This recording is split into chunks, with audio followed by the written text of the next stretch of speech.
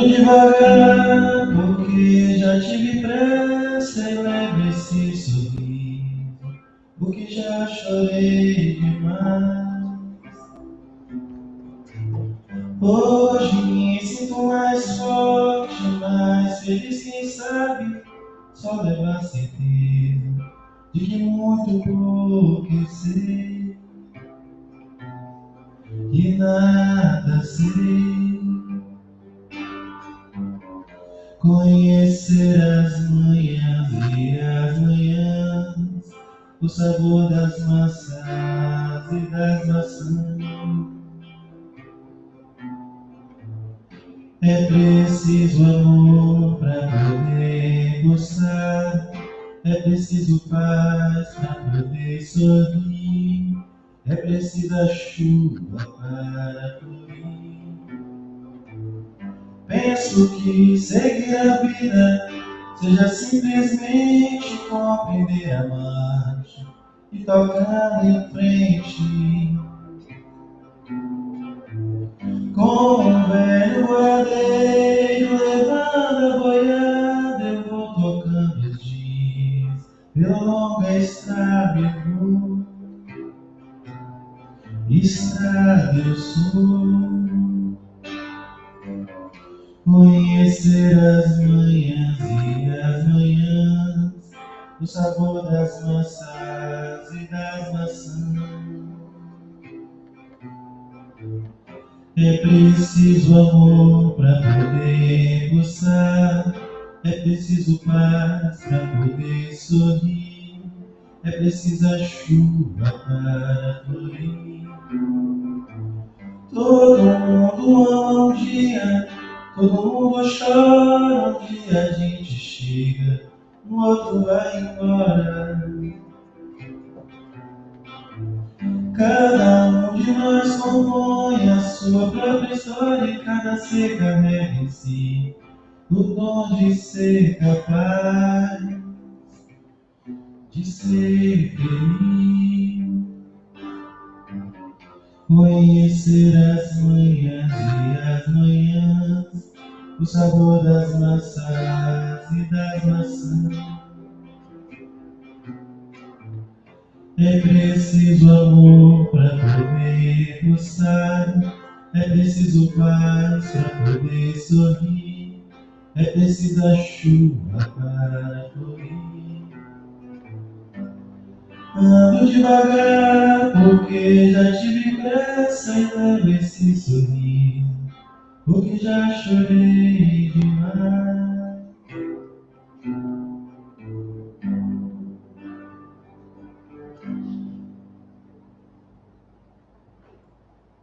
Bom, fazer a oração de São Francisco, né?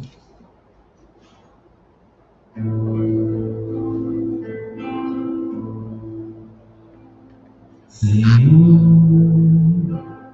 fazei-me instrumento de vossa paz, onde houver ódio que eu leve o amor, onde houver ofensas que eu leve o perdão, onde houver discórdias que eu leve a união, onde houver dúvidas que eu leve a fé, onde houver erros que eu leve a verdade, onde houver desespero que eu leve a esperança, onde houver tristezas que eu leve a alegria, e onde houver trevas que eu leve a luz.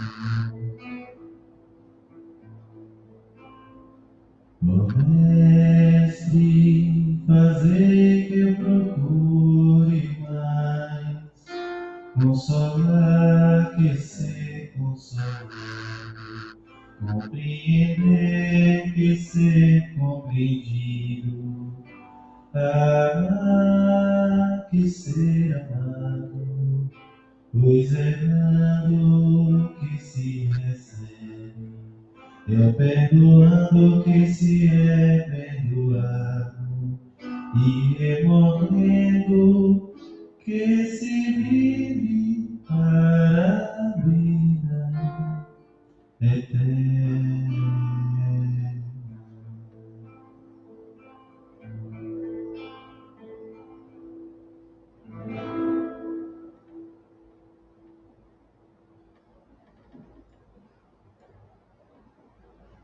Ok, obrigado, Júlio. Pela abertura desse trabalho, estamos nos preparando para mais um seminário. E dessa tarde é Educação para a Paz, onde o Gil estará conosco aqui sonorizando o ambiente.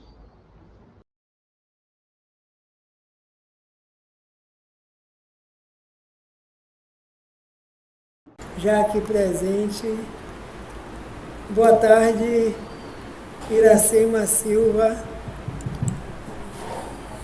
Boa tarde a todos.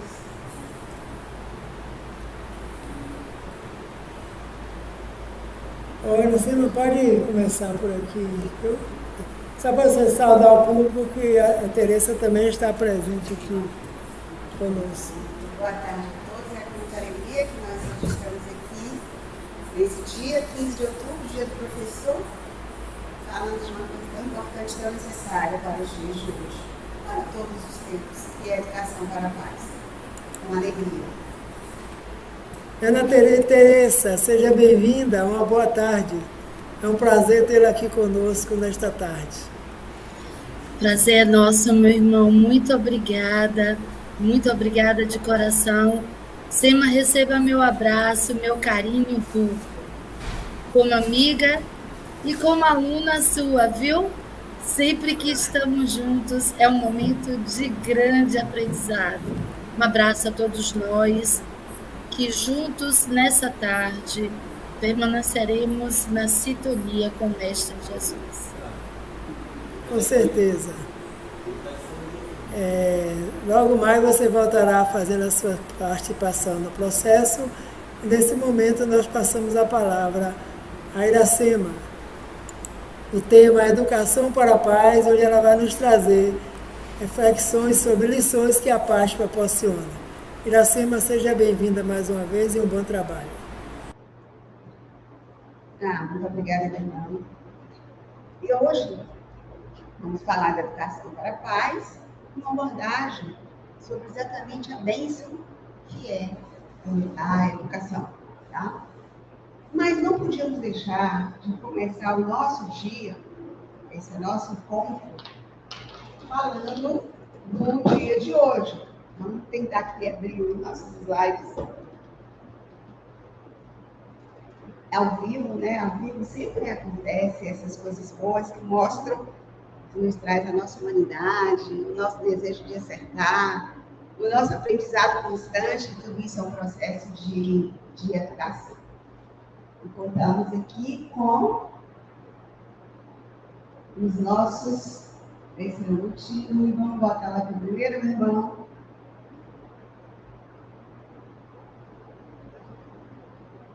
É melhor fechar, não botar?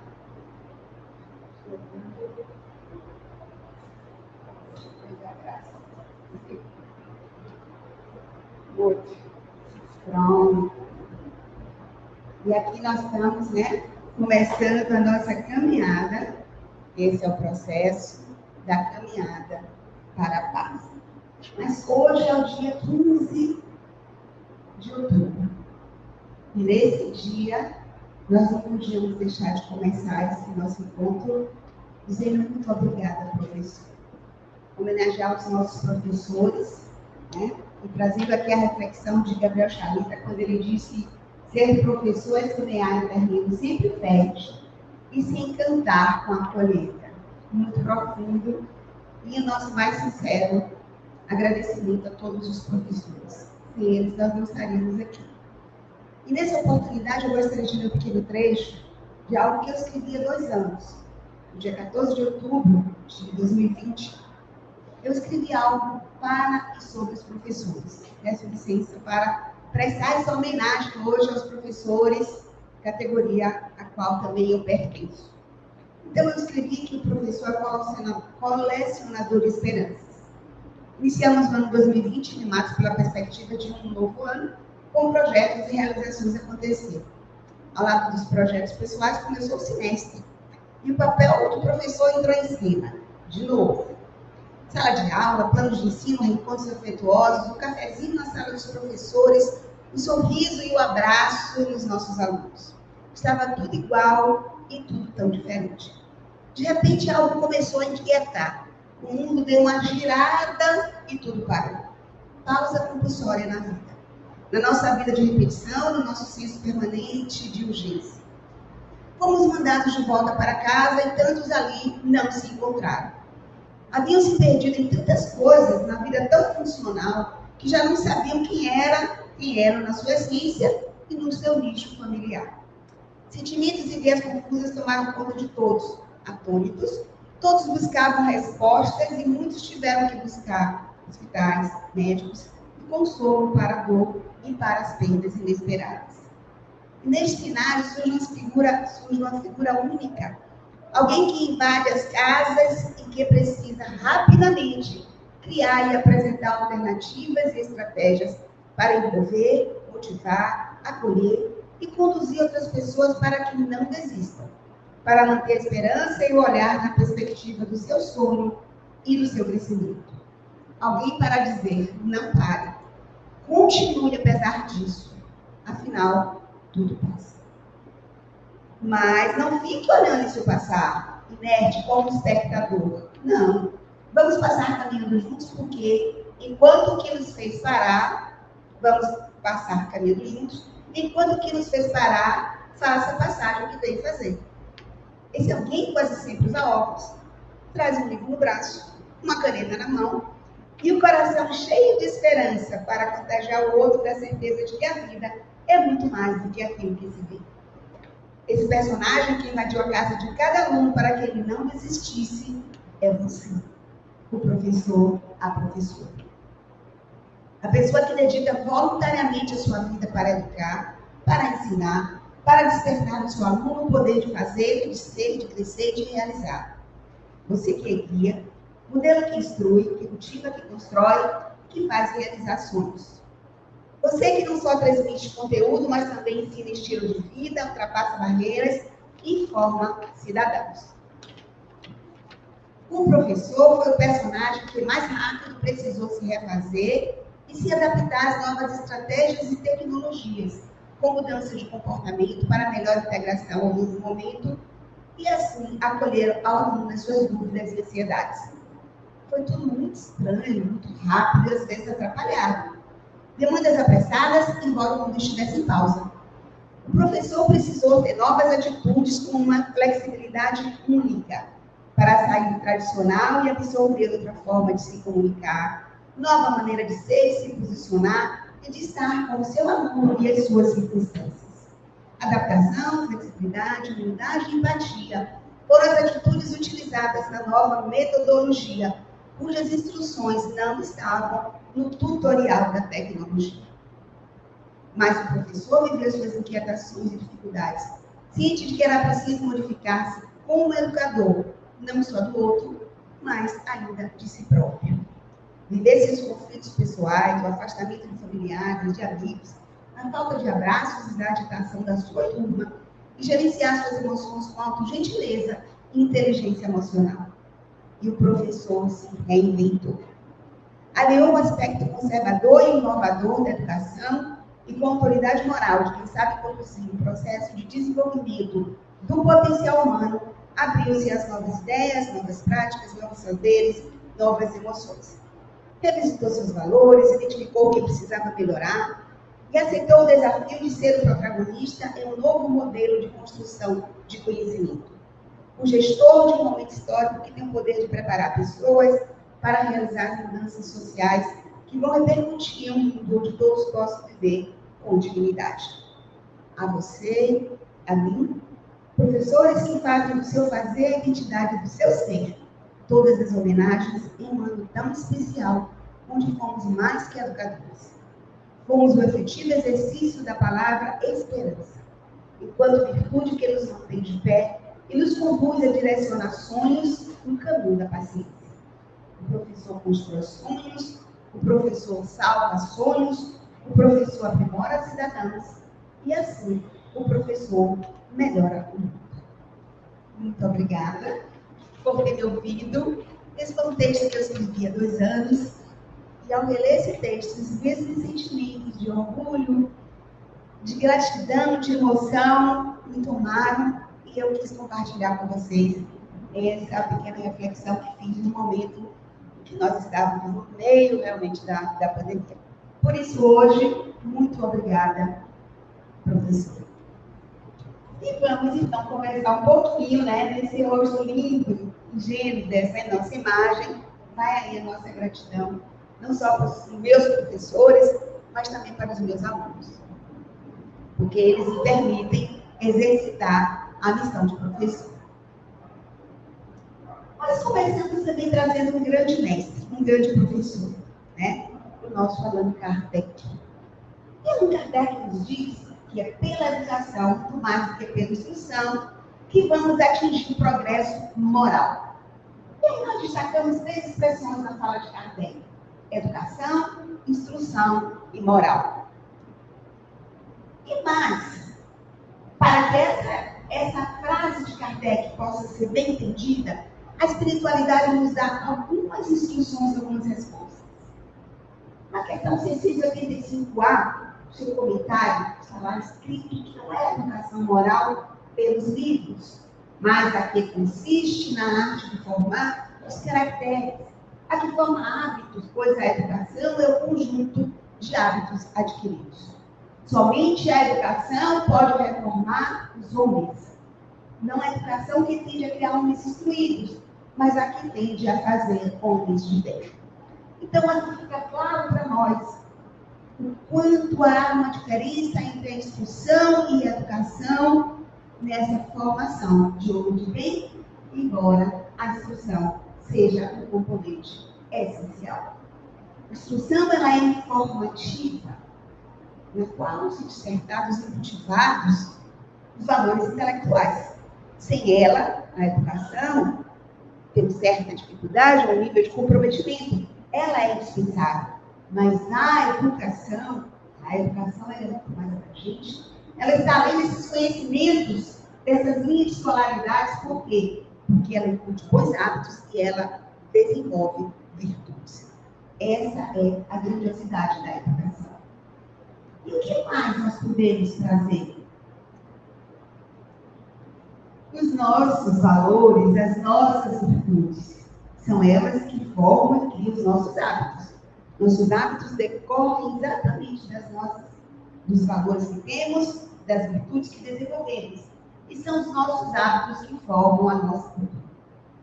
E hoje nós estamos aqui para falar de cultura e educação para a paz. Construir uma cultura de paz é um processo de educação para a paz que passa pelos nossos valores, que passa pelos nossos princípios e os nossos hábitos. E as nossas virtudes, não só a virtude que nós apreciamos, mas a virtude que nós exercitamos. As virtudes que transformamos em atitudes. Construir uma cultura da paz, ela envolve exatamente cultivar as nossas crianças e fortalecer os nossos adultos, compreensão dos princípios e respeito aos direitos humanos universais. Se disséssemos só isso, talvez fosse o suficiente. Se todos nós estivéssemos claros, estivéssemos com clareza e em pleno exercício de respeito aos direitos humanos universais. São 3 expressões que encerram tudo aquilo que nós sempre desejamos. Respeito, direitos humanos universais. 4 palavras no caso. E para isso, o que nós precisamos? Modelar as nossas atitudes para conviver em harmonia com valores da liberdade, da tolerância, da igualdade, da fraternidade, da cooperação e do respeito. Isso aí é cultura de paz. Isso é educação para a paz. Se pensarmos que o ato de educar envolve valores, atitudes, costumes e comportamentos sociais, e que são cultivados neste conhecimento, sabedoria e empatia, nós estaríamos fundamentando a nossa convivência e a nossa sociedade numa cultura de paz.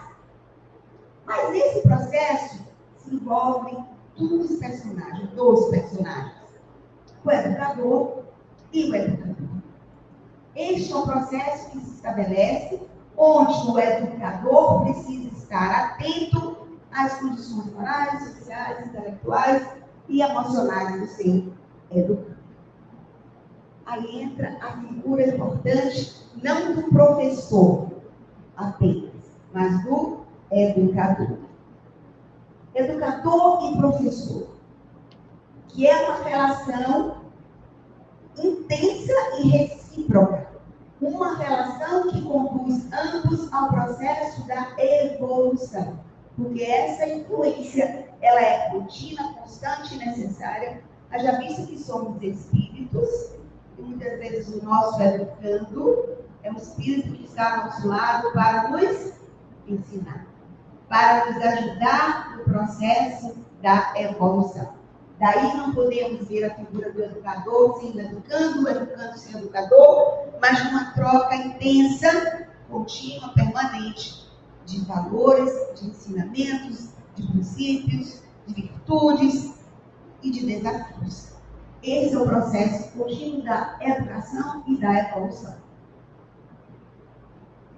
Dora Encontre, no seu livro Educação para os Espiritistas, ela nos diz o seguinte: educar, assim, tanto para os fins da existência presente, quanto para as nossas metas eternas, deve ser uma ação que desperte de maneira equilibrada e integrada todas as forças da alma. Deve se dirigir ao sentimento e à inteligência e formar pessoas saudáveis de corpo e de alma.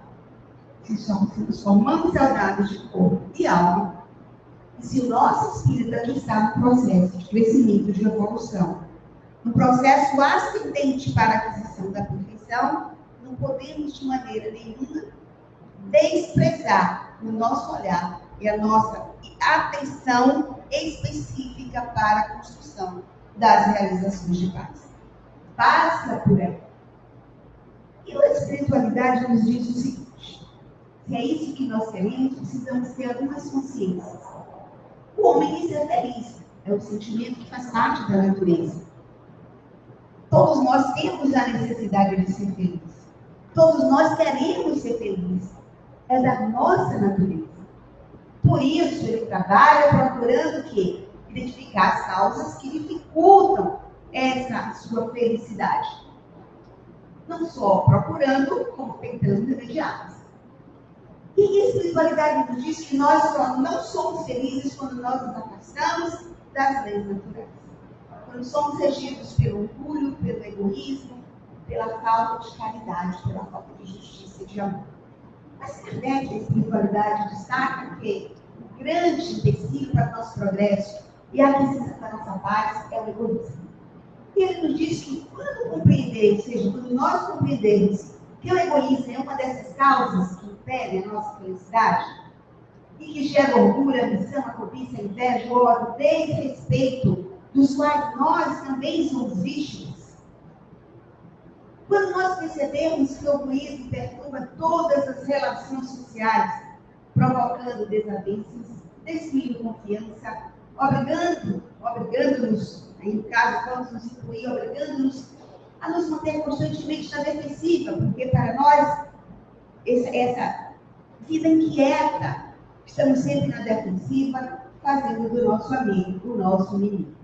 Quando nós tivermos essa compreensão, ele compreenderá que esse vício, ou seja, o vício do egoísmo, ele é incompatível com sua felicidade e incompatível com sua própria segurança.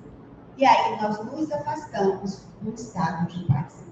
Todas essas reflexões devem nos levar para uma educação para a paz, pela paz e com a paz. A compreensão do que gera ausência desse sentimento de paz.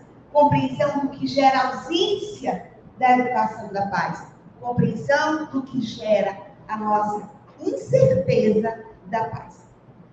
Essa é a conscientização que nós temos que ter para que, como disse aqui Kardec no seu comentário, identificando as causas, nós possamos agir para remediá-las. E nesse processo, mais uma vez, nós temos o educador e o educando. Quem é o educador? Quem é o educando? Afinal, princípio, meio e fim da educação é o ser humano.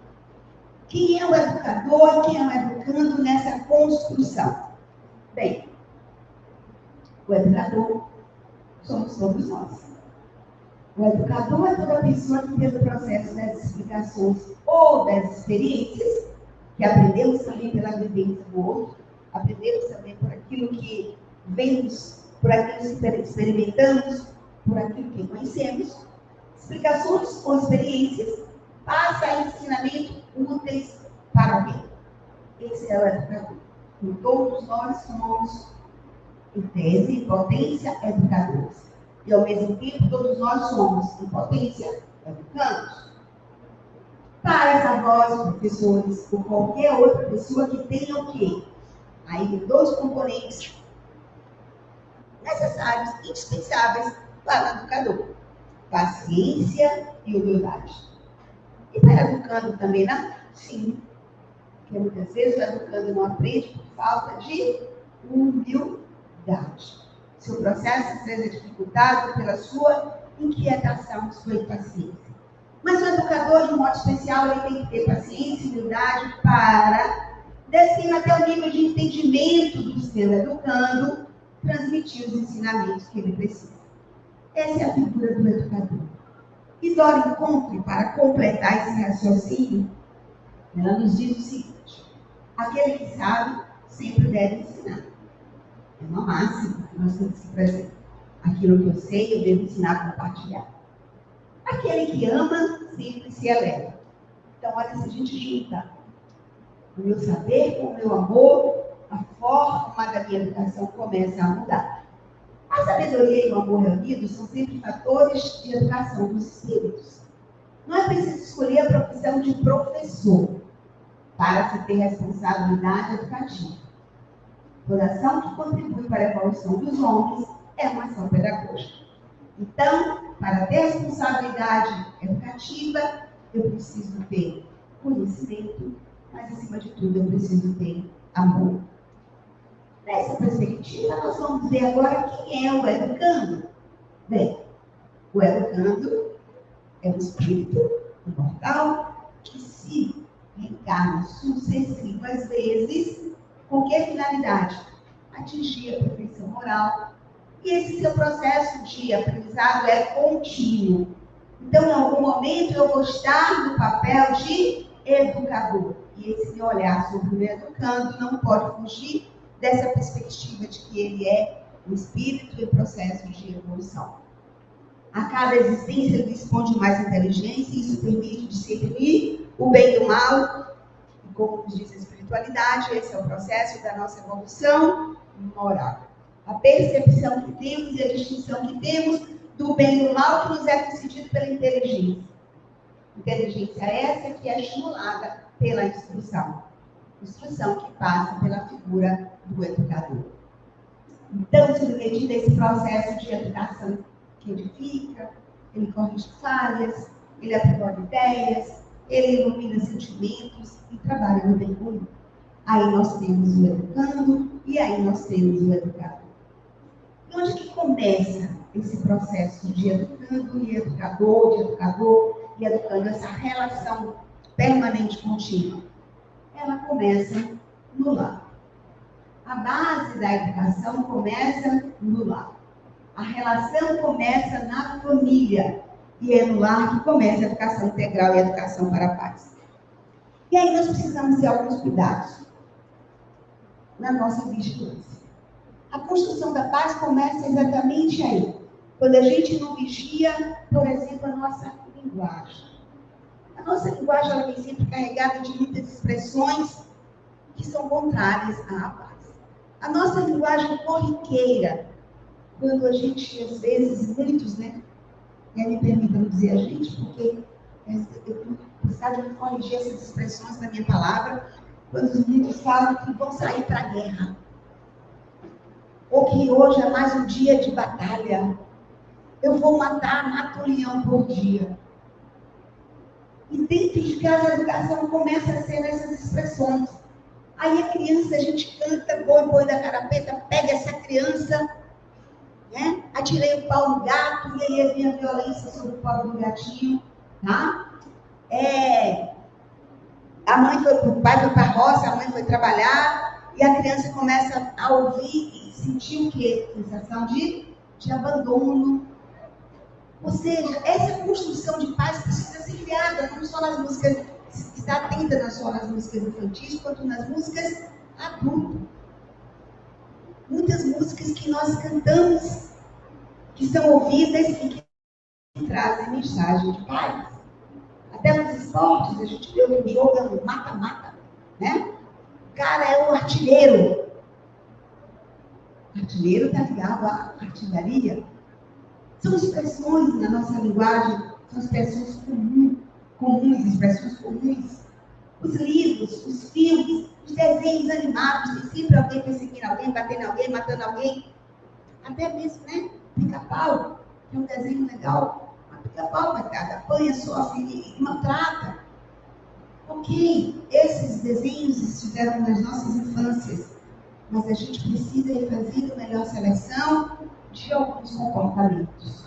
As brincadeiras, os apelidos em família, as críticas, o bullying que muitas vezes nós não percebemos, mas que está por trás de algumas atitudes no ambiente familiar.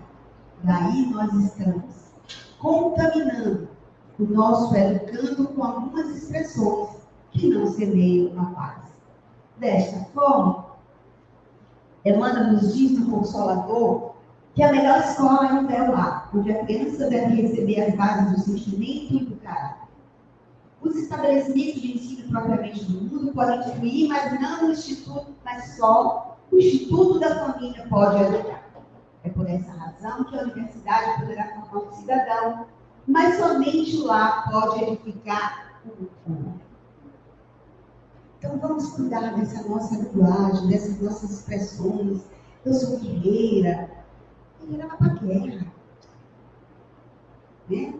Um lutador, um matador. Mesmo que isso esteja na linguagem, como na linguagem popular, isso traz reflexo sobre esse processo de construção de uma cultura da paz. E a linguagem, ela faz parte, ela é um dos elementos da nossa cultura. Daí precisamos começar a mudar pequenos hábitos. O Evangelho, a espiritualidade de Kardec, traz lá no nosso Evangelho, capítulo 14, o cuidado que devemos ter com as nossas crianças. Desde o berço, a criança manifesta os instintos bons ou maus que traz da sua existência anterior. Todos os males se originam do egoísmo e do orgulho. Fazei como bom jardineiro, nos orienta o Evangelho, que arranca os brotos daninhos a medida que os deles espontar na árvore. Se deixais desenvolver seu egoísmo e orgulho, não vos espanteis de sermos mais caros pagos com a ingratidão. Então, são nesses pequenos movimentos, nessas pequenas atitudes, nesses pequenos comportamentos, que nós começamos a trabalhar a cultura e a educação pela paz. Tirando determinados comportamentos e estando atentos a alguns movimentos. A criança não é bonitinha, porque é pequenininho e mata planta, chuta bicho, faz uma pressão e é agressivo. Não, são comportamentos, são resquícios que ela trouxe e que a família precisa estar atenta para corrigir.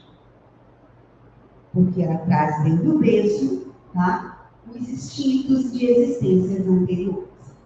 Por outro lado, também nós encontramos crianças extremamente afetuosas, amorosas, carinhosas, porque a infância ela já revela essas qualidades que a criança traz.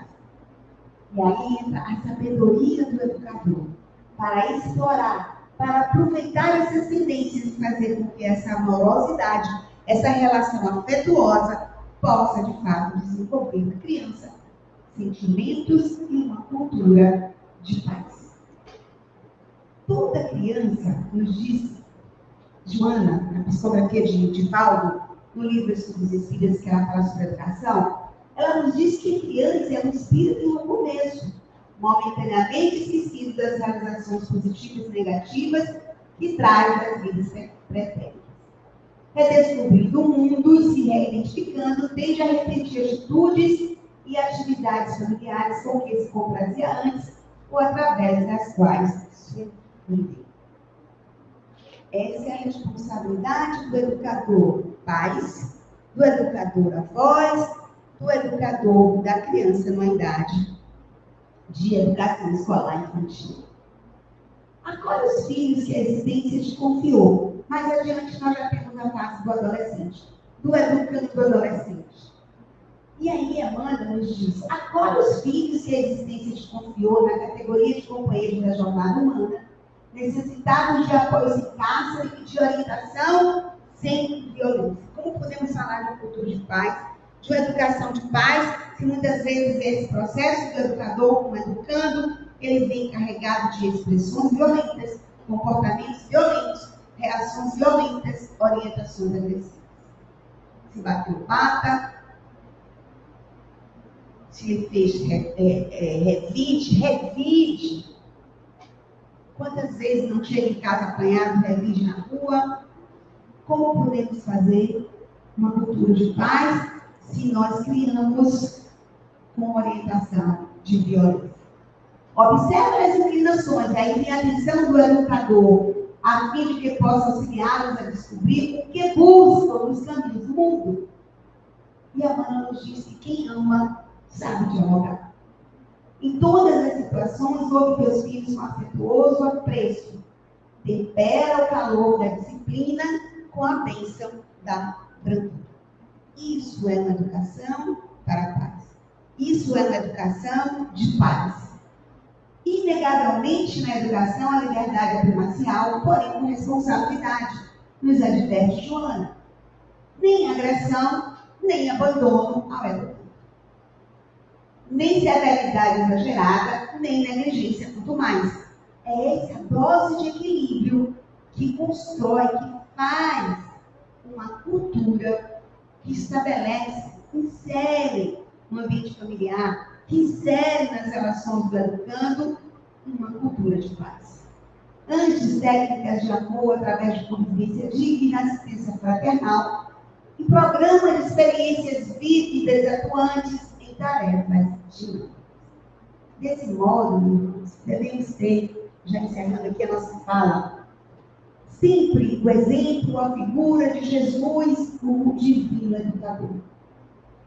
E Jesus ensinava, fazendo, explicava, mostrando e nos deixou essa bênção das bem-aventuranças. Bem-aventurados que são brandos, porque possuirão a terra. Os brandos possuirão a terra, mas a terra não os possui. Esse é o cuidado que nós devemos ter. Bem-aventurados pacíficos, porque serão chamados filhos de Deus. Então, os brandos não agridem, não violentam. Os brandos não geram novos problemas. Aprende a dominar o ímpeto dos instintos, a afastar qualquer manifestação de violência e de cólera e a educar-se contra os pensamentos negativos. Os pacíficos não reagem à provocação, não incitam a violência, tratam todos com brandura, moderação, amabilidade, paciência, porque já compreendem os malefícios da violência e se libertam das emoções no processo educativo dos seus sentimentos. Então, se aqui estamos nesse processo de evolução, se Jesus nos prometeu a terra e sermos chamados de filhos de Deus pelo nosso comportamento, pela nossa cultura e a nossa vivência de paz, nos apropriemos dessa sua promessa. Bem-aventurados são mais do que felizes aqueles que são brandos e pacíficos e estabelecem uma cultura e uma educação de paz. E encerrando, trazemos aqui Emmanuel. Quando ele nos diz que por mais que sejam as dores que afligem a alma, asserena-te na oração e pacifica os fardos da tua própria luta. Se alguém te fere, pacifica desculpando. Se alguém te calunia, pacifica servindo. Se alguém te menospreza, pacifica entendendo. Se alguém te irrita, pacifica silenciando.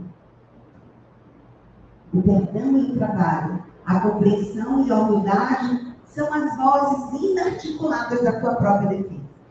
Não ergas o braço para bater, nem abras o verbo para humilhar. Diante de toda perturbação, cala e espera, ajudando sempre. Onde estiveres, pacifica. Seja qual for a ofensa, pacifica. E perseverais por fim que a paz do mundo é dom de Deus, começando em ti. Então, com essa mensagem de Emmanuel, pacifica, deixamos aqui a nossa gratidão, o nosso profundo desejo de que a cultura de paz possa ser implantada a partir de cada um de nós, no nosso comportamento, da nossa remodelagem de atitudes, das nossas virtudes que hão de se transformar em atitudes, e que nós sejamos, de fato, os bem-aventurados pacificadores que Jesus se referiu. Que a paz esteja com todos. Muito obrigada. Nós aqui agradecemos, Iracema, pelas reflexões da tarde. Então, você estará ainda conosco aqui ao final, caso tenha algumas questões, nós traremos para que você, juntamente com Teresa, que fará a segunda parte do trabalho, possam responder. Obrigada. Então, neste momento, estamos aqui preparando para o nosso amigo e irmão Gil Moreira, que vai continuar fazendo aqui a sonorização, preparando o ambiente para recebermos Teresa Motivo, que já se encontra aqui conosco.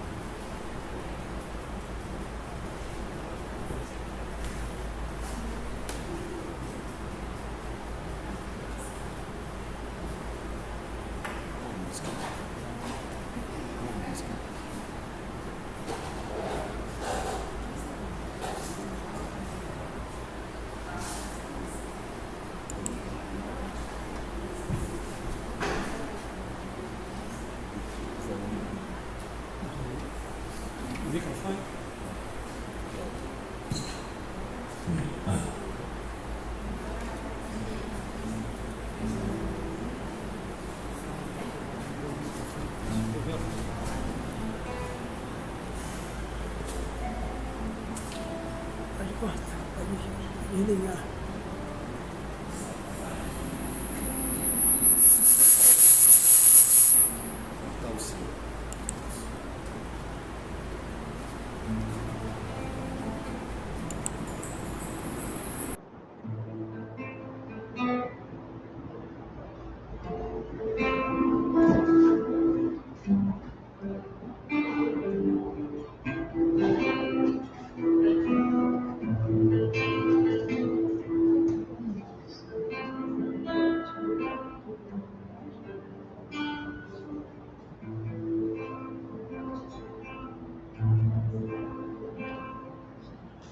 Sentimento,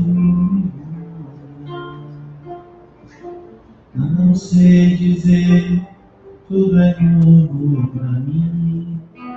Meu coração se renova, sinto a esperança invadir o meu ser. Quero ser manso, ser limpo, ser justo e pobre de espírito ser. Tua palavra me sonda e conta do reino que espera por mim. Eu te ofereço meu pranto, as dores da alma que quer renascer.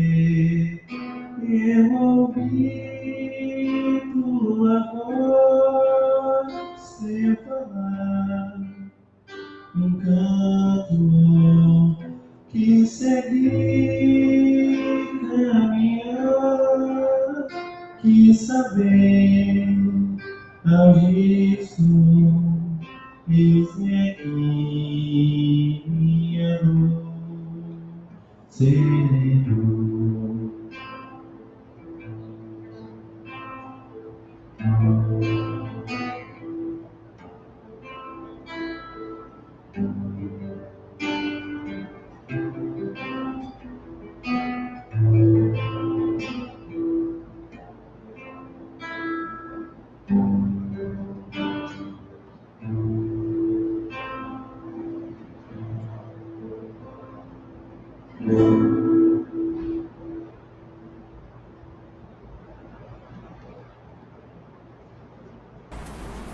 Ok, Gil. Agradecemos sua participação. Obrigado.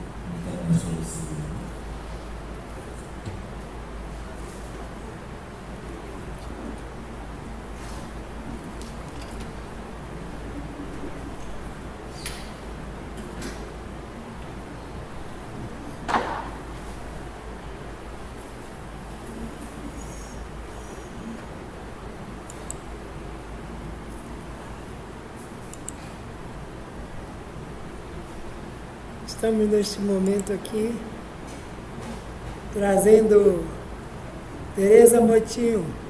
Está me ouvindo? Seu som fechado. Estou te ouvindo. Ok. Ouvindo. Seja bem-vinda mais uma vez.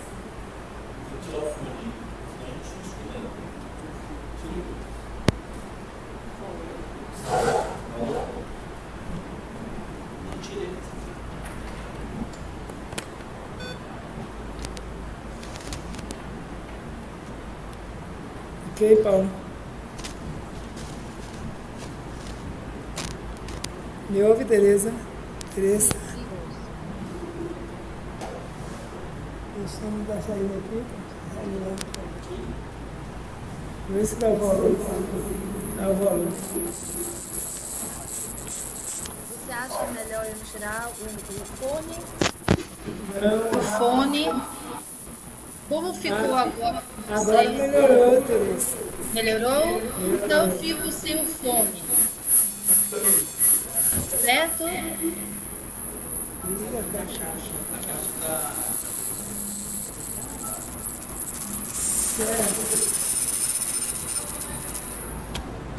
esse daí que tá no microfone. Você sem o fone, nós estamos ouvindo bem. Então a gente fica sem o fone. Tudo bem. Se você não tirar o microfone do fone de ouvido, a gente não escuta. Você tira o fone. Eu tiro o fone? É, porque senão a gente não consegue escutar ela.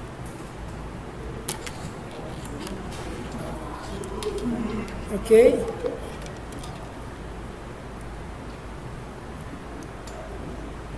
Boa tarde, seja bem-vinda.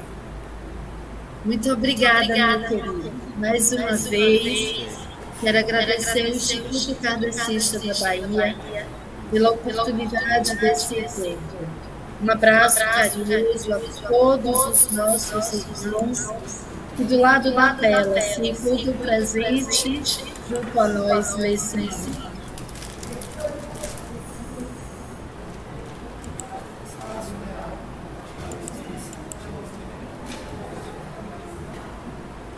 Ok, eu estou lhe ouvindo bem, preciso alterar aqui para que melhore Ok. a condição da casa.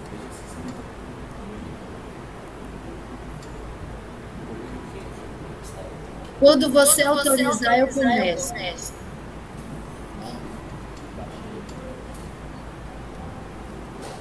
Não pega. Você precisa conectar o que está conectado aqui, entendeu? É esse computador. Então esse computador tem uma saída para o lugar onde vai ter a caixa, entendeu?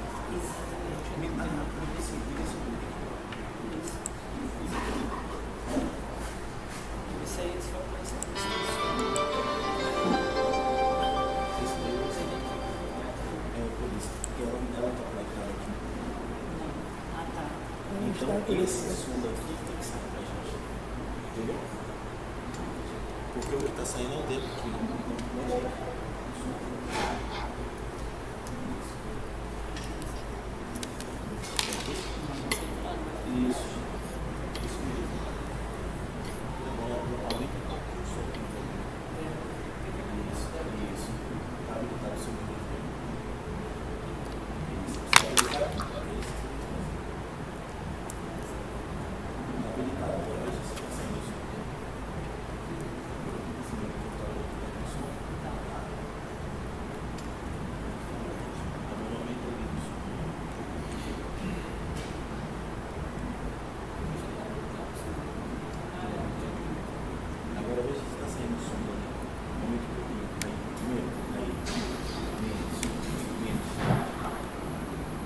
feche o seu microfone daqui. Fechar o meu microfone? Não, fique à vontade, Teresa. Pode começar. Da ordem. Aí você vai falar para ele.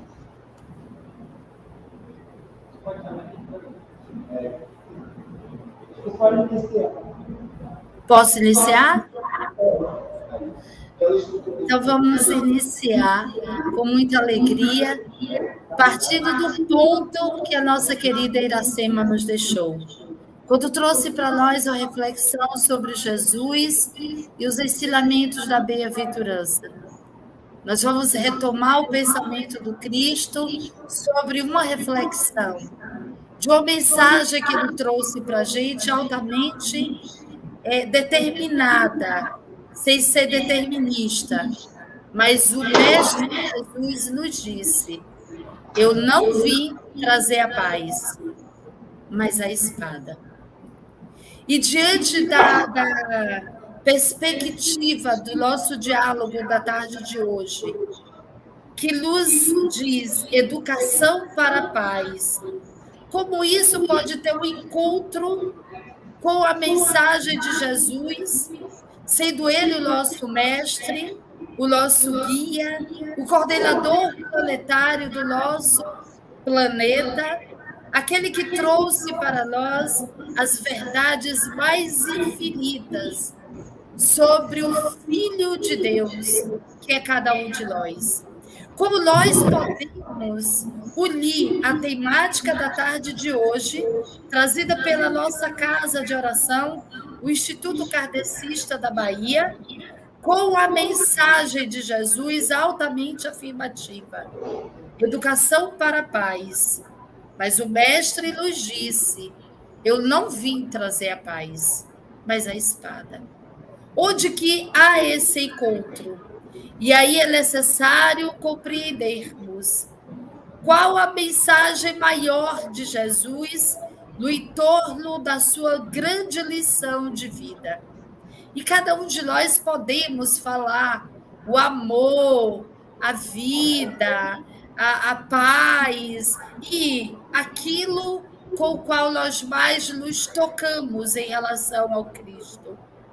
Mas nenhum educador no planeta Terra educou tanto a humanidade quanto o seu nascimento, a sua origem e o seu destino final. Jesus nos educa na condição de espírito, estando na matéria, tendo para com a matéria um lugar muito reservado de entendimento em seu coração. Porque o próprio muitas vezes dizia que ainda não era chegada a hora para tal revelação. Porque compreendia que a matéria não suportava ou não tinha condição inteligível ainda para empreender e compreender tais ensinamentos. Contudo, todo o tempo ele ensinava ao Espírito. E é ao Espírito que ele diz que ele não veio trazer a paz, mas a espada. Porque é necessário compreendermos a divindade do que vem a ser a paz, e não a localidade da paz.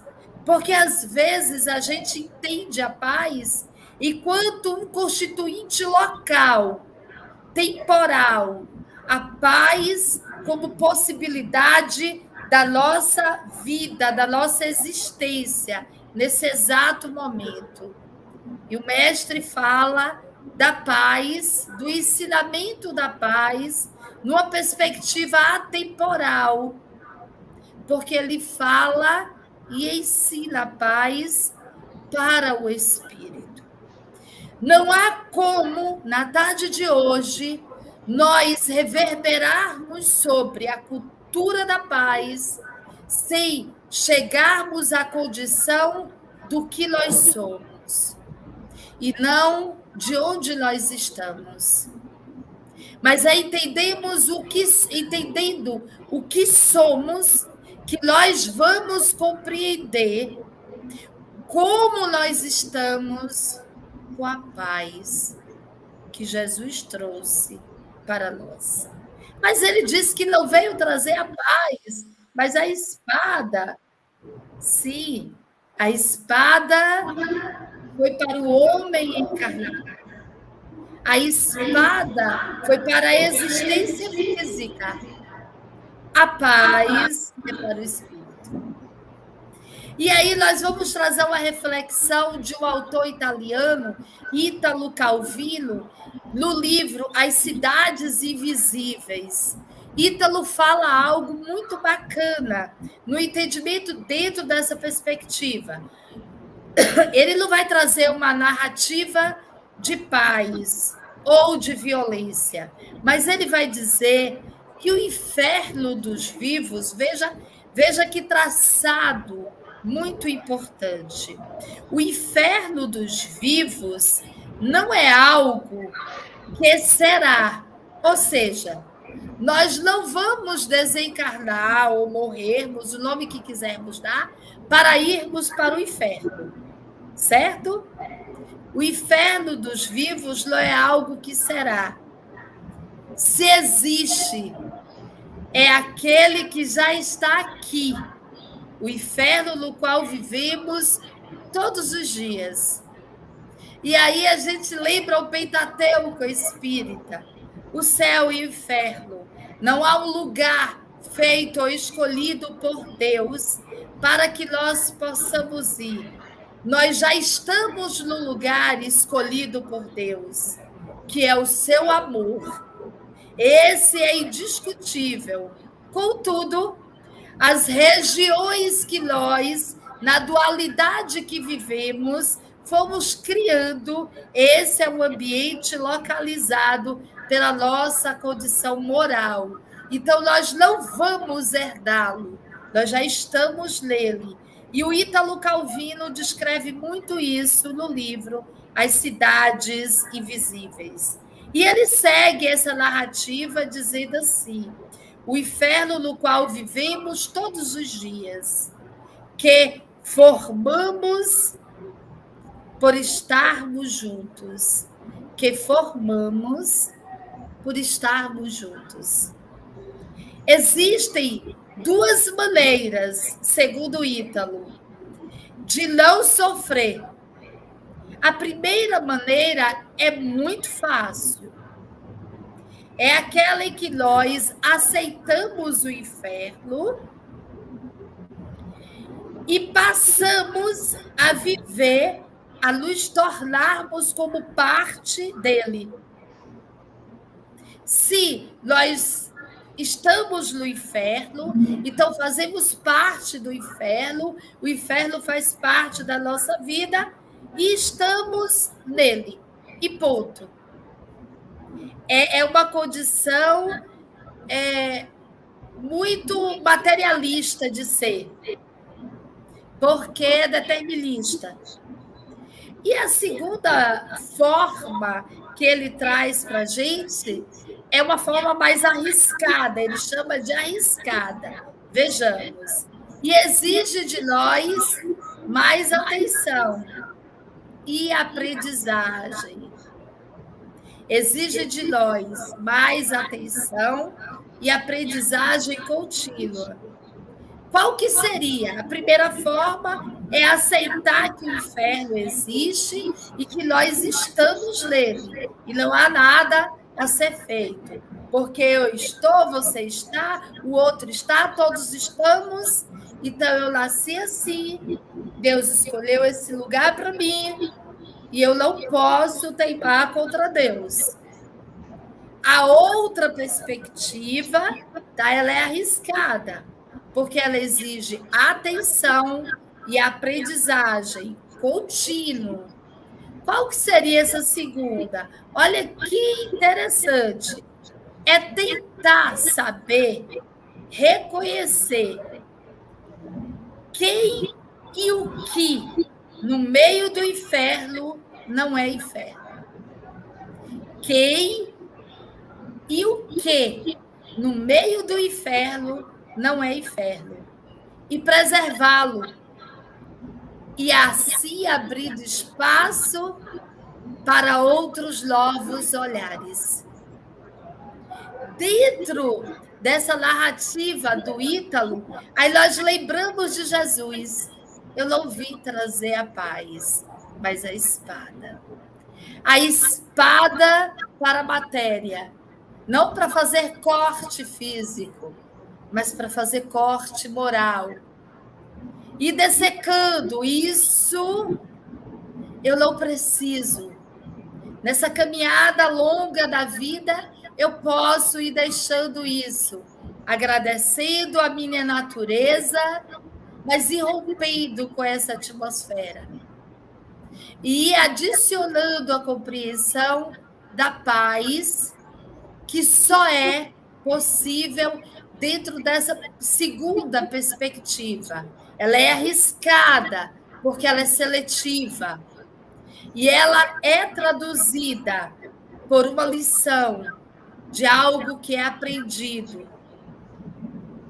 Puxa, que bacana a gente compreender isso, porque a gente vai entender uma segunda frase de Jesus, que é uma narrativa praticamente de toda a sua vida. Paz na terra. O mestre determina que a paz já se encontra na terra. A saudação que ele dá a todos aqueles que chegavam pelo seu coração e buscavam-lhe, ele dizia, paz na terra. Mas não era só isso. Havia uma complementação na narrativa de Jesus em informar que a paz faz parte da terra. Se não na vivência totalitária de todos os espíritos, mas na programação divina. Mas ele diz de que maneira essa programação deve ser efetivada. Aos homens, a paz está na terra para os homens. Eu encontro a paz no pôr do sol, eu encontro a paz no desabrochar de uma flor, eu encontro a paz na natureza, no canto de um pássaro. Jesus é afirmativo. Aos homens, a natureza, ela reproduz a sua harmonia, mas a paz é dos homens. Mas ele diz como? De boa vontade. E o que viria a ser essa boa vontade? Aí nós vamos lá no Leon Denis, quando nos ensina que é a mais forte de todas as potências da alma, a vontade. Porque é por ela que o espírito esculpe a sua moldura de progresso moral. É o despertar da vontade, dessa autonomia, que vai nos dando essa condição de proximidade cada vez mais com o Pai. E em torno disso, esse ambiente, lembra de Calvino, quando ele diz que o inferno é esse lugar onde todos somos e todos estamos, a princípio, que não há nada a fazer. Mas ele dá uma segunda perspectiva no livro As Cidades Invisíveis, que é a outra perspectiva bem arriscada, é a gente procurar identificar o que e quem não é inferno. E, a partir daí, começarmos essa dialética. E é exatamente isso o que a humanidade vem propondo, de forma macro, mas que já é um princípio de educação para a paz. E esse chamamento chegou de grande forma para a humanidade nos princípios do molde moral da humanidade em 1999, bem pouco tempo. A ONU ela vai estabelecer um parâmetro de cultura da paz. né? E quando que começaria isso? Esse documento chega para nós, a discussão em 99, porque em 2000, na virada do milênio, em 2000 começaria, não que o milênio virou em 2000, mas em 2000 começaria essa discussão em todos os meios de comunicação, em todos os ambientes de massa, onde as escolas, por exemplo, iriam cumprir esse processo, os ambientes religiosos. E é exatamente essa proposta que a Assembleia Geral das Nações Unidas propõe para nós na primeira década do primeiro milênio.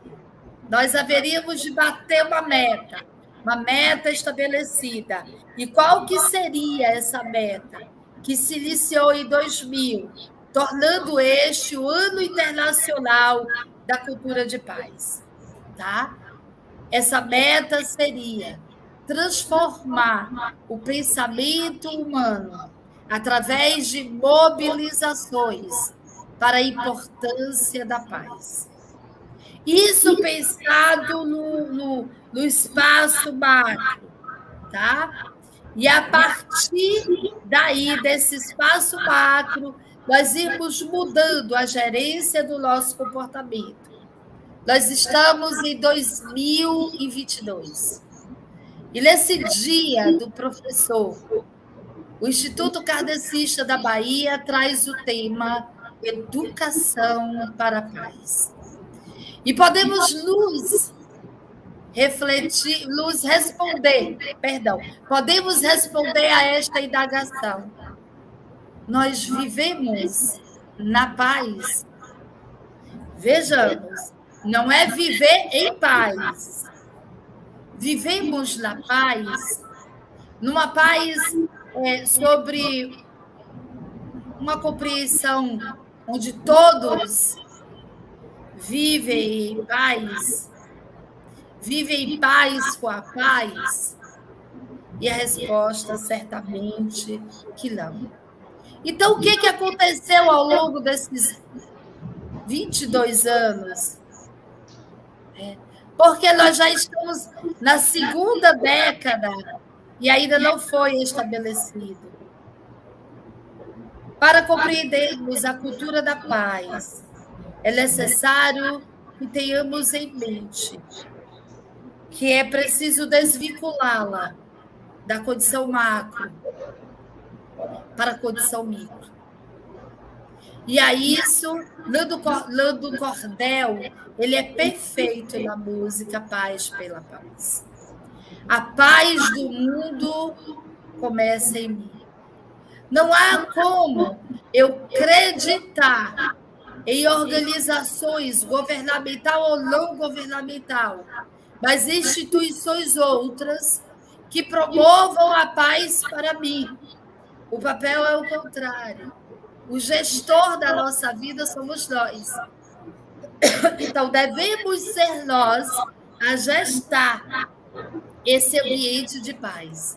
Isso não quer dizer que o fracasso de não termos conseguido estabelecer a cultura de paz na sua totalidade, nas vivências, seja maior que a própria compreensão da necessidade dessa cultura de paz.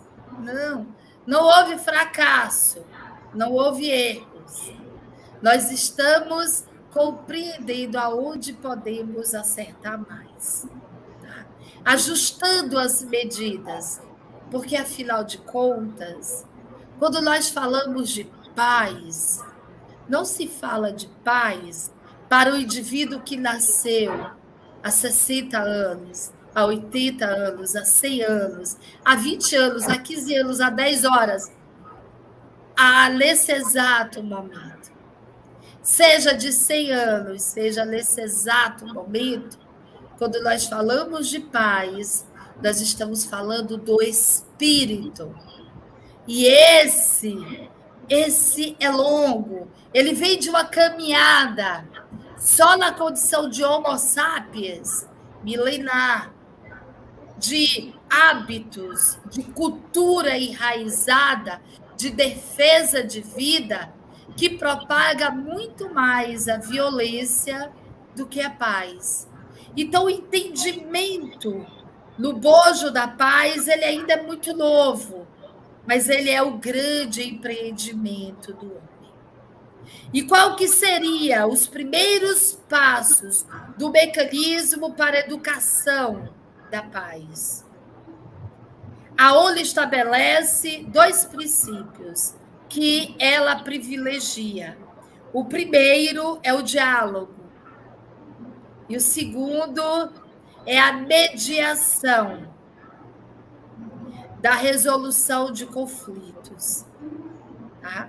Bom, sendo o primeiro diálogo, aí é muito bacana a gente ir beber na fonte do Deepak Chopra, quando ele fala para a gente algo muito bacana. Ele diz assim: quem comanda uma narrativa não é a voz. Isso é um pouco impactante. Quem comanda a narração não é a voz, é o ouvido.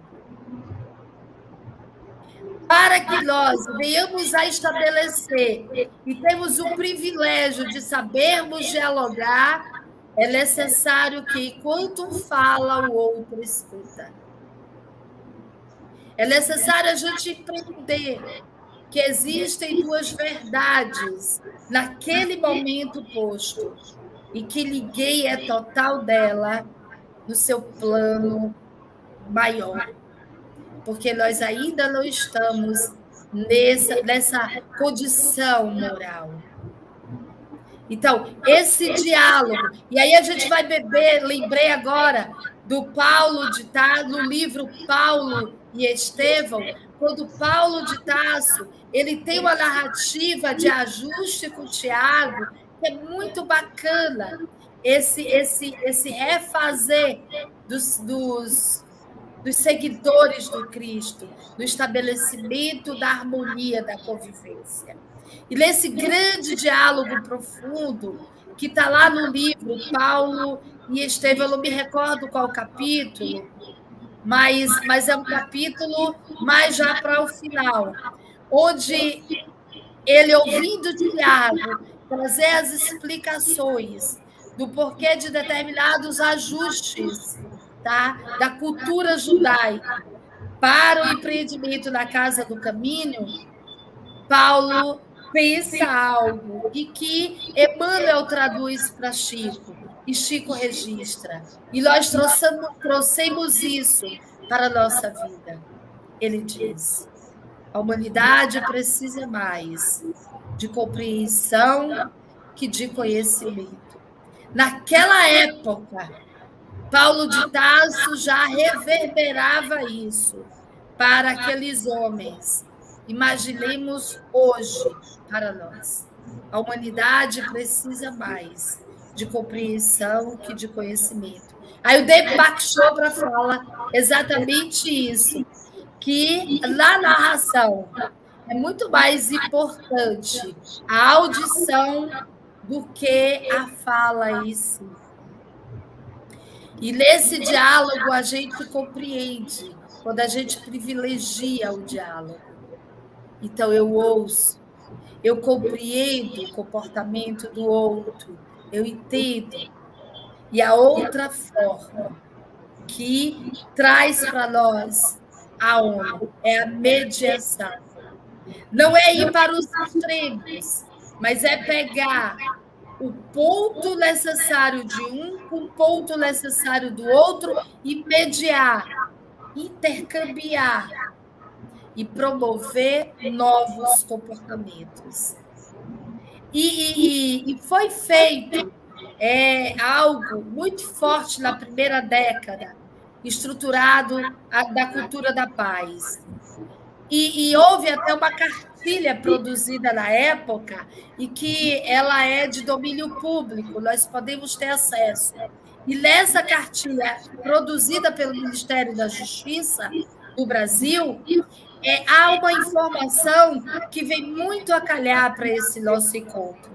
E lá nessa cartilha está posto: nem a violência, nem a paz são naturais à atividade humana.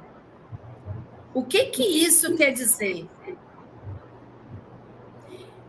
O homem não nasceu com a paz? O homem não nasceu com a violência? Ao espírita, isso não é novidade. Não é verdade? Porque nós nascemos simples e ignorante. Então, nem nascemos com paz e nem com violência. Mas então, por que temos que estabelecer o processo da paz? Não temos que estabelecer o processo da violência. Mas entendemos que estamos nela e ainda pertencemos a ela, porque ela é muito exemplificada nos grupos em que nós vivemos, tá? É o processo das nossas relações estabelecida pela nossa condição moral. São os nossos caminhos que trazemos para a nossa experiência temporal.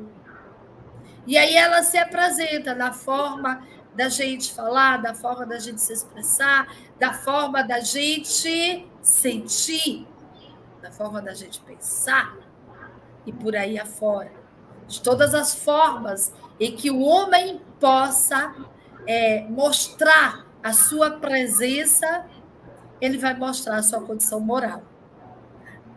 E a paz? Como que a paz pode ser estabelecida? Só pela educação.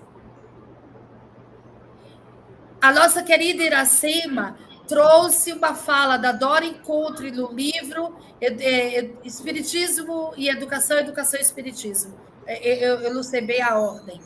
Mas nesse livro, Doreen Contri fala algo que é fantástico e que está posto no Livro dos Espíritos. Por que nós nascemos pequenos? Por que nós nascemos com um dia de vida tão pequenininho que temos que pôr 2 mãos para segurar um corpo físico? Por que nós nascemos sem saber andar, sem saber falar? Por que nós nascemos tão dependentes uns dos outros? E está lá no Livro dos Espíritos, e que Doreen Contri reproduz nesse livro. Nascemos pequenos para sermos educados. Veja que responsabilidade nós carregamos uns para com a vida dos outros. Nascemos pequenos para sermos educados. Então, a paz é como está posto na cartilha. A paz não é da natureza da atividade humana, naturalmente, intrínseco. A paz é um processo de educação. Precisa ser ensinada, precisa ser aprendida, e a paz precisa ser estimulada para efetivar toda e qualquer mudança. Por isso que Mahatma Gandhi nos ensinou que não existe caminho para a paz. A paz é o caminho. Não existe uma forma. A vida precisa desdobrar-se. Porque se estabelecermos uma cultura de paz, essa cultura de paz, ela vai perpassar pelo entendimento transpessoal do indivíduo. E não pelo entendimento apenas da cultura desse indivíduo, do local onde esse indivíduo está. É o maior código de ética depois do amor. E nós dizemos depois do amor, porque o amor nasce na terra como semente divina. Então, queiramos ou não, nós somos amor. Então, não existe escolha para o homem não amar. Existe escolha para o homem não sofrer, mas ele escolhe o sofrimento porque ele refuta o amor. Mas a centelha divina que somos nós somos amor. Então, é diferente da paz. No caso da paz, A gente não nasce com ela. A gente precisa ser educada para ela. E é nesse momento que a gente promove o maior código de ética da humanidade. Porque como ela é um agente transpessoal, porque só estabelece a paz sobre uma perspectiva, não é de quem, mas é do que. É o que, e esse que é o espírito. Então, o que é paz precisa ser a condição de possibilidade de vida. E tudo aquilo que nega essa possibilidade, ainda que venha com o nome de paz, não é paz. É apenas uma estrutura de cultura. Então, ela é temporal. Ela é estabelecida para atender a necessidade vigente daquela contemporaneidade. E é por isso, pensando nessa condição de cultura de paz ampliada, onde não é só ter a cultura da paz, mas é ter a cultura da paz e da não violência. Veja como agora a gente já amplia esse código. Agora já é de fato uma educação. Não é só um ato de ensino. Lembra do início do trabalho de Iracema, quando ela distribuiu muito bem a definição do que vem a ser instrução, do que vem a ser educação. Quem instrui é a matéria, é o indivíduo. É o indivíduo. Isso é instrução. É para a necessidade pontual. Seja para uma prova, seja para uma profissão, seja para um convívio social. Isso é instrução. É o certo, é o errado. A educação rompe essas barreiras localizadas. Rompe essa dualidade. A educação não é para a matéria, é para o espírito. E é dentro dessa perspectiva maior de entendimento da vida, e não apenas de indivíduo, né, que a ONU estabeleceu 6 princípios básicos para a educação, a cultura da paz e da não violência. E o primeiro princípio é respeitar a vida. Respeitar a vida em qualquer instância. A vida mínima, e aqui a gente lembra de Chico. Eu, particularmente, ainda não cheguei nesse estágio. Valdo Vieira chega na casa de Chico e diz: Chico, essas roseiras estão com muita formiga e você não faz nada. Eu vou comprar ali algo para matar essas formigas. E Valdo Vieira sai. E Chico chega no roseiral deles e diz: meninas, corram, que Valdo foi comprar pesticida. E vocês vão morrer. Corram, meninas. Não estejam aqui quando ele chegar. Eu ainda não cheguei. Eu ainda mato uma barata, um pernilongo.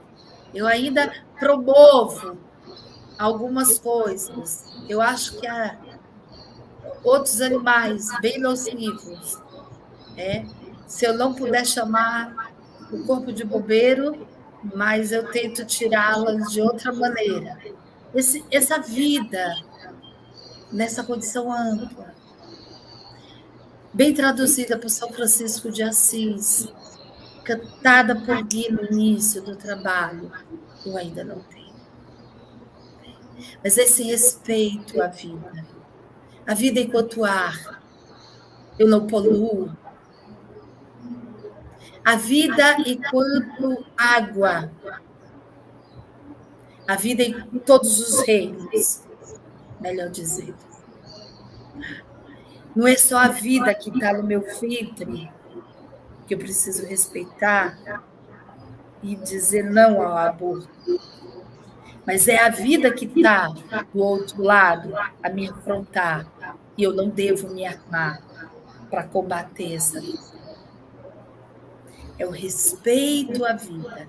Vejamos, que é um ambiente muito amplo. O segundo ponto, a rejeição à violência. Preciso rejeitar a violência, não aceitar. Se puder parar, seja você o autor. E coisas simples. Se você está no local e alguém está desrespeitando a vida, está falando, está poluindo o ar com palavras, não sejamos mais um a engrossar esse som. Então, é rejeitar a violência, todo tipo. Ser generoso, terceiro ponto. Ouvir para compreender, não para explicar. E Stephen Covey fala isso no livro 7 Princípios Básicos, onde ele diz assim, a humanidade precisa entender que nem tudo ela precisa ensinar, mas tudo ela precisa compreender. Ouvir para compreender, porque há uma história do outro lado. Preservar o planeta. No momento em que eu respeito a vida em todos os seus reinos, já estabeleço esse respeito de preservação à nossa casa. E redescobrir a solidariedade. No momento em que eu redescubro a solidariedade, eu tenho empatia. E no instante que eu tenho empatia, eu me coloco no lugar do outro. E ao me colocar no lugar do outro, eu estabeleço um princípio de paz. Eu tenho a cultura da paz como ação. No livro dos Espíritos, na questão 744, Kardec pergunta a seus benfeitores espirituais que objetivou a providência, tornando necessário a guerra. A resposta dos Espíritos é bem curta. A liberdade e o progresso. É aquilo que a gente ouve dos nossos antepassados. Se não vai pelo amor, vai pela dor. Não tinha necessidade, né, da guerra. Mas se a gente tem necessidade dela, então ela vem para promover o quê? A liberdade e o progresso. E nisso, a veneranda Joana, ela traz uma narrativa que casa muito bem com essa pergunta 744 do Livro dos Espíritos. E Joana de Ângeles diz assim para a gente, o ser humano é violento por constituição físio-psicológica. Então, o ser humano... eu não sou violento. A melhor forma de estabelecermos a compreensão, de sermos pais, homens de boa vontade, é compreendendo que nós somos um agente ainda da violência. Porque ela é uma constituição física. E se ela é uma constituição física de ações que fomos produzindo, essas ações viraram memória, estão registradas em nosso campo psíquico. É por isso que Joana diz, fisiopsicológica. Tá? É a nossa memória. Bom, Tereza, explica bem isso. Como é que o homem ele é violento dessa forma? E aí a gente vai lá em André Luiz, no livro No Mundo Maior. No livro No Mundo Maior do André Luiz, ele diz algo que eu acho fantástico, está no capítulo 4. É o capítulo 4. Eu amo essa fala. Ele diz assim, o princípio espiritual viajou do simples impulso para a irritabilidade. Da irritabilidade para a sensação. Da sensação para o instinto. Do instinto para a razão. Então, vejamos quantos milênios nós fomos estagiando no impulso simples, quantos milênios na irritabilidade, quantos milênios na sensação, quantos milênios no instinto, e se nós passamos por várias espécies dentro do reino animal, nossa Senhora, foram bilhões de anos, tá? Só no instinto. O instinto que quer dizer o quê? A sobrevivência. Essa memória é do espírito. Essa memória do princípio inteligente que somos todos nós. E do instinto nós adquirimos a razão. Essa razão vai ocupando maior espaço sobre o instinto. De que forma? Está posto no livro dos Espíritos. Está posto na Gênese para nós. Quando nós vamos sublimando o instinto pela inteligência, entendendo como os benfeitores espirituais nos ensinam. O instinto é uma inteligência rudimentar. Mas agora a gente aprende. No momento em que é fantástico essa condição, no momento em que a gente aprende, a gente vai sentindo necessidade de aprender. Porque a gente aprende o que é do outro. Isso é aprendizado. É aquilo que é do outro. E quando é que é o aprendizado nosso? É quando a gente apreende aquilo e começa a reproduzir aquilo no âmbito da verdade. Não é fingir, não é parecer, é ser. Então, a gente também vai dando a nossa autorização. Vamos sendo o autor da construção desse processo. Então, por hora, nós ainda agimos muito como instinto. Por isso que ela diz, é fisiopsicológica. A gente não decodifica na razão. A gente ainda é visceral. Do jeito que vem e rompe. Ah, mas eu não quis dizer. Ah, eu não quis fazer. E gerou conflito. Porque a gente ainda estabelece a paz como meio externo que proporciona. Né? Então, se eu quero sol e vem chuva, eu não tenho paz, porque Deus não obedeceu ao meu pedido. A gente ainda faz isso. Se irrita, instinto. Né? A gente não usa a inteligência para criar possibilidades novas de novos caminhos, de novos ajustes. Por isso que Joana, no livro Vida, Desafios e Soluções, ela diz que a gente não tem problema, a gente tem desafios. Quando a gente vai amadurecendo, ao invés de ser instinto, sendo mais razão, sendo mais inteligência, a gente vai pensar. E quando a gente pensa, sabe os 5 segundos? Pensa. A gente se protege para o amanhã.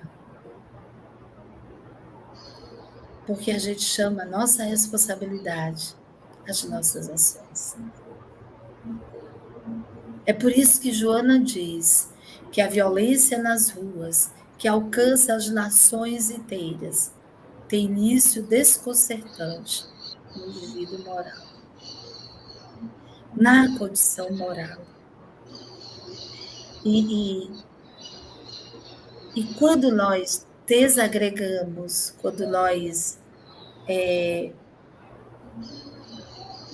não empreendemos que na condição de instinto para a razão, nessa condição de razão, as leis morais da vida, elas já estão esculpidas em nossa consciência.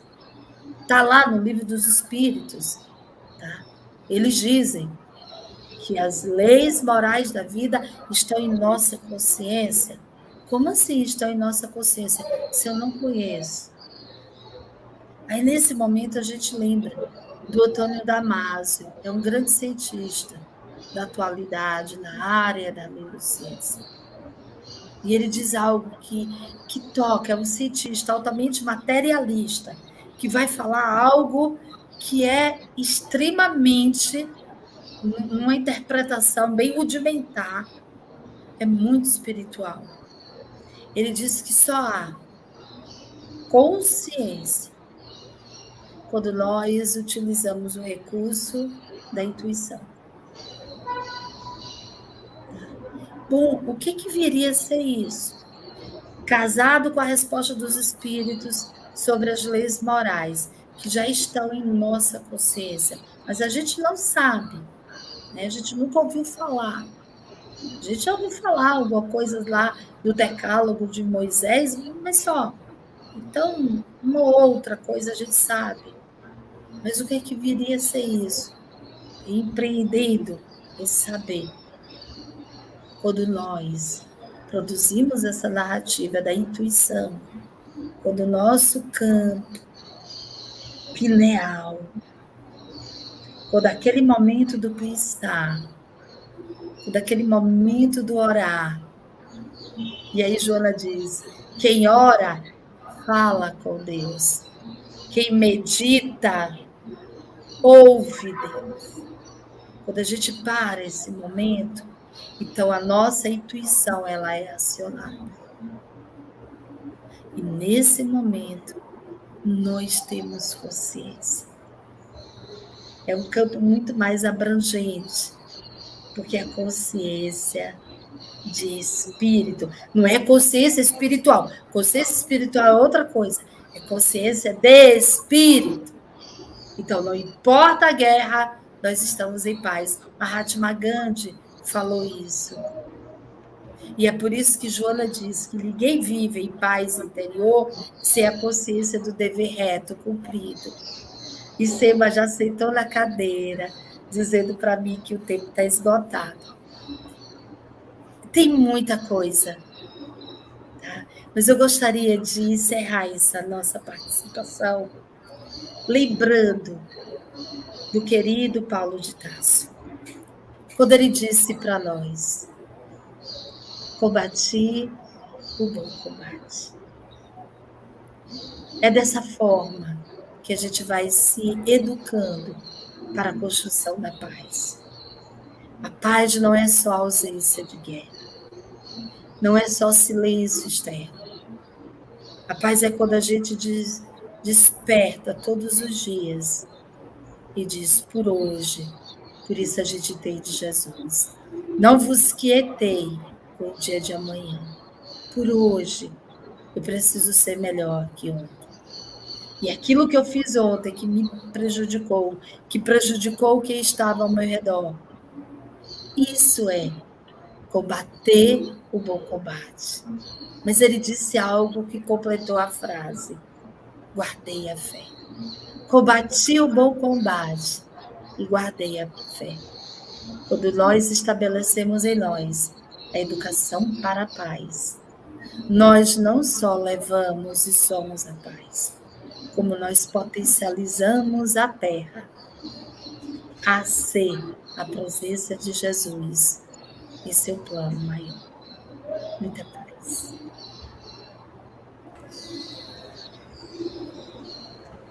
Maravilha. Estão me ouvindo, Teresa? Sim.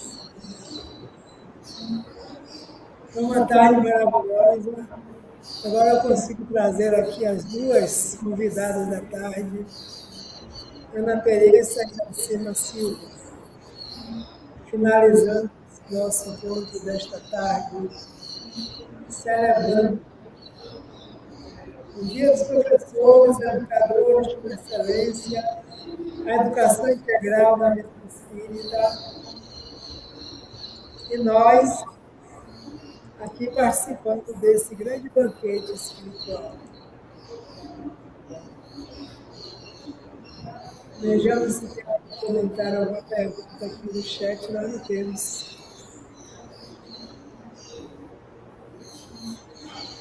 Significa dizer que o trabalho realizado por Jacima, como Teresa, muito tocante para todos nós. Eu realmente fiquei aqui parado com as reflexões que foram trazidas nessa tarde.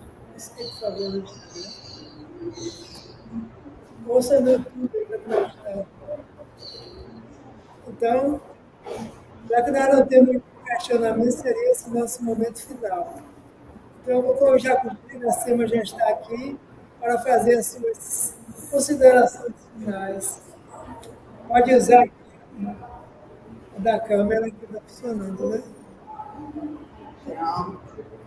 O microfone.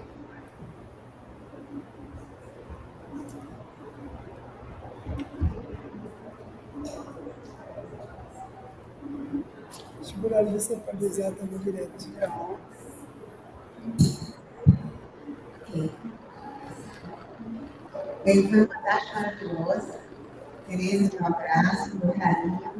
Foi muito bom. Te ouvir, foi muito gratificante esse nosso encontro individual, mas foi um encontro de grande contribuição. Como disse Tereza, a paz é realmente esse processo, essa opção que a gente faz. Ou seja, a opção pela não violência. Uma opção por esse processo de construir, de trazer, de fazer o que o germe da paz possa ser desenvolvido em todos nós. Você vai fazer. Não, como Jesus disse, os veículos do Pai, do dom e a paz. Uma paz que é temporária, que é circunstancial, que é local, não é essa paz. A paz que Jesus nos dá é aquela paz da transformação, que é o processo nosso, o processo da transição, que é o desenvolver do espírito. Esta é a paz que nós temos que construir dia a dia. Fazendo-se de opção pelo não. Pacifica-se, como diz a Bíblia. E temos várias formas de executar e fazer esta opção, por estar feitos mansos e pacíficos, e acima de tudo, sermos pacificadores.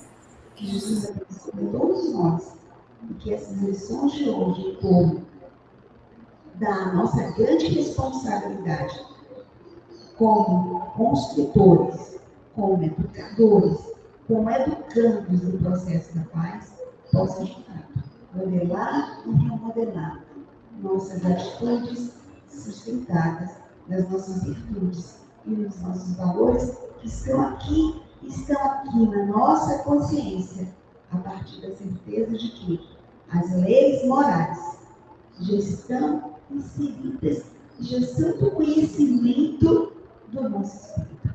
Vamos acionar a nossa inteligência, que já sabemos estar no espírito, por toda a bagagem que já nós trouxemos. E se estamos hoje aqui, na lida da nossa doutrina espírita, se estamos aqui nesse caminho do aprendizado, já estamos dando passos seguros, já estamos dando passos serenos e passos conscientes de que somos todos responsáveis pelo processo da construção e da educação da paz. A doutrina nos explica, nos orienta, nos consola e nos dirige nesse processo. Que Jesus nos abençoe.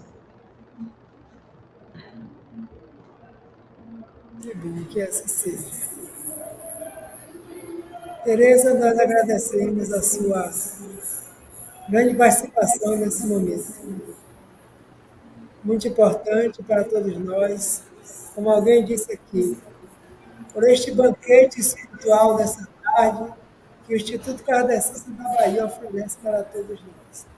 Então, a nossa gratidão, nosso muito obrigado pela sua grande colaboração.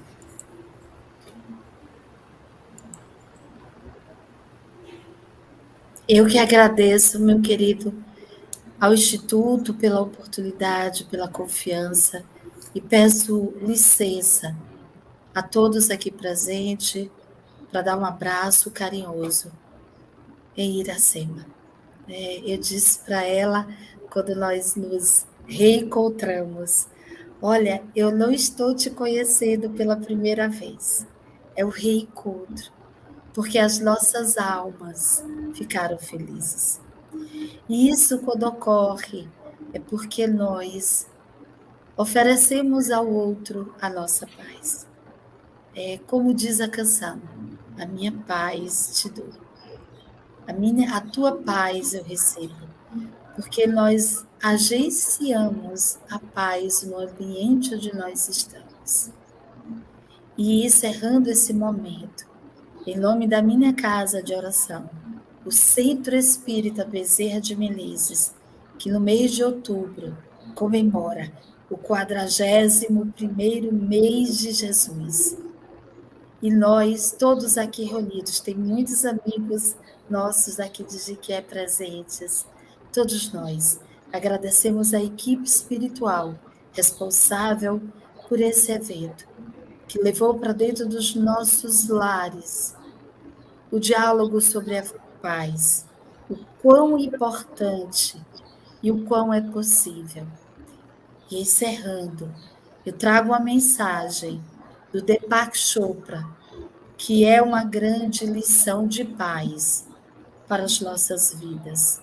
Ele diz assim: a vida humana é o campo de todas as possibilidades, seja quais forem os desejos. A vida humana possibilita a todas. Todo homem traz dentro de si o embrião de Deus. E ele, Deus, tem apenas o desejo: nascer. E Deus só nasce se cada um de nós aceitarmos sermos a sua mãe. Paz na terra aos homens de boa vontade. Paz, obrigado. E a todos e todas que estão sintonizados aí no programa virtual, aqui também no nosso salão presencial, nós convidamos agora o Gil Moreira para que ele possa também fazer sua última consideração, fechando esse trabalho maravilhoso da tarde de hoje. Muita paz e desejamos que Jesus nos abençoe sempre. E que 2023 possamos contar com vocês duas, juntas mais uma vez, ou separadas, fazendo um bom trabalho no Instituto. O Instituto Kardecista completa 100 anos em 2023. E nós não perdemos a oportunidade de, quando conhecemos pessoas que estudam, que dedicam-se à divulgação da doutrina, estarem aqui conosco. Sintam-se já convidadas, Cima Silva, Tereza Coutinho, conhecida hoje e permanecerá para conosco em 2023, no centenário. Muita paz e que Deus nos abençoe. Gil Moreira, por favor.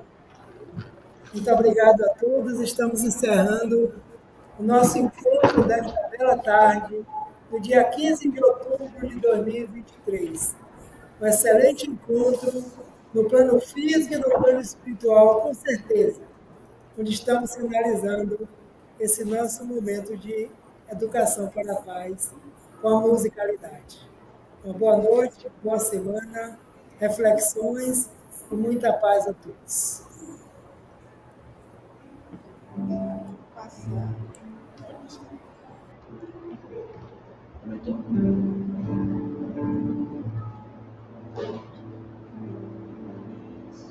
Agora você vai tirar o microfone. A caixa do microfone. Aqui, ó.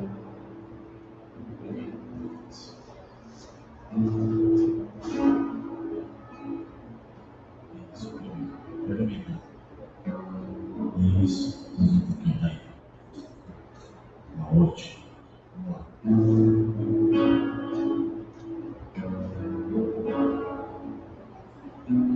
Queria também aproveitar o momento e agradecer pelo convite do irmão, que carinhosamente fazer parte desse evento, e a vocês todos e todas aqui e em casa também, que emprestaram seus ouvidos caridosos para mim.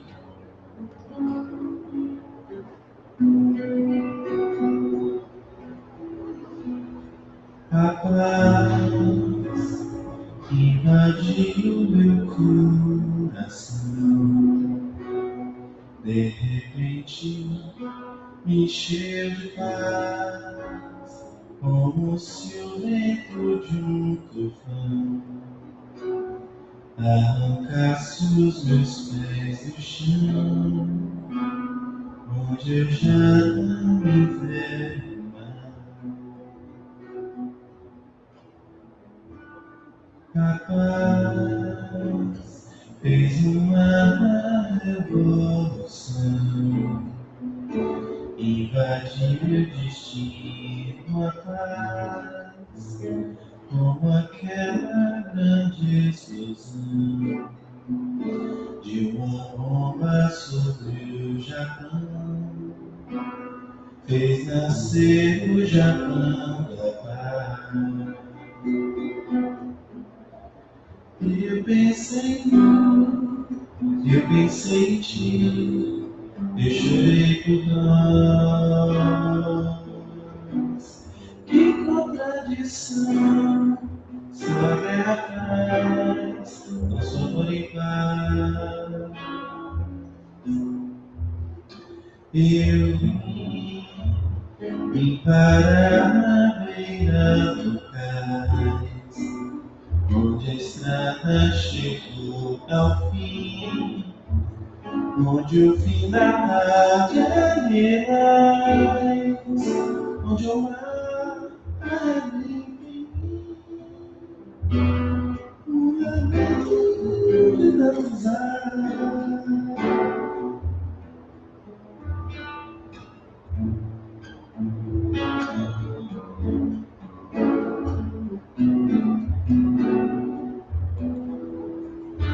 A paz invadiu meu coração, de repente me encheu de paz.